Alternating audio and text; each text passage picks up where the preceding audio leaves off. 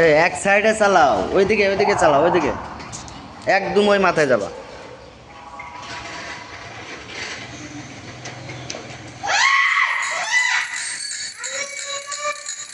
এই হরন বাজার নিষেধ তুমি জানো না?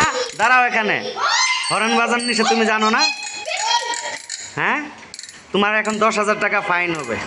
দাও 10,000 টাকা দাও, 10,000 টাকা দাও। তা তা না হলে তোমার মামলা করে দেব। তুমি তো হরন বাজাচ্ছ, তুমি কি জানো না 10,000 টাকা জরিমানা হরন বাজাইলে? কি কি? হ্যাঁ, 10,000 টাকা দিবা, নাহলে 3 মাস জেল খাটতে হইব তোমার।